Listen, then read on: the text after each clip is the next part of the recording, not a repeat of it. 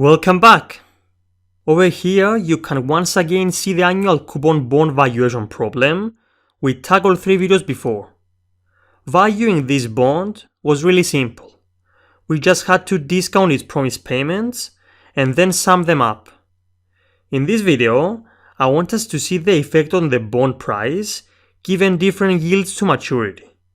And as a quick reminder, the yield to maturity is nothing else than the market discount rate that is appropriate for discounting a bond's promised payments. So if the yield to maturity is equal to 5%, what would the effect on the bond price be? Let's see by once again proceeding with our calculations. Before doing that, let me remind you that over here the periodicity is equal to 1. Therefore, we can use the yield as it is without any adjustment. Even if we were to divide by the periodicity, the yield would remain unchanged, as would be dividing by 1. So the bond price equals $1,054.46. Notice that the bond price has increased relative to before. Previously, it was $1,026.73. Now it is $1,054.46. And this makes perfect sense because we are now discounting our cash flows at a lower rate. Previously, we used a 6% rate. We discounted each cash flow by dividing by 1.06 raised to the appropriate power depending on when a cash flow occurred. Now we are discounting at 5%, a lower rate. And this lower rate translates into smaller denominators relative to before when we discounted at a 6% rate.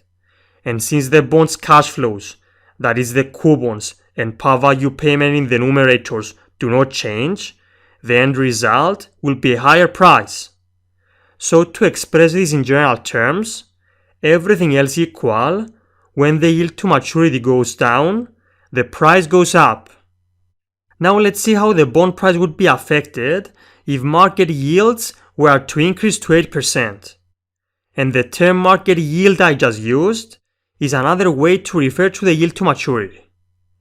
Although it might be obvious, I would suggest that you pause the video and do 2 things. Number 1, ask yourself whether the bond price would increase or decrease relative to before. And number 2, calculate the actual bond price and in doing so, verify your answer in the first question. Assuming you did that, the bond price will unsurprisingly fall in this case. Specifically, we get $974.23. And based on what we previously said, this makes sense, as we are now discounting our cash flows at a higher rate. This means greater denominators, and with the numerators unchanged, it translates into a lower final price. So when the yield to maturity goes up, the price goes down. Moving on to the next slide, I once again present the relationships we arrived at. When the yield to maturity goes down, the bond price rises, and when the yield to maturity goes up, the bond price falls. And these relationships hold both ways.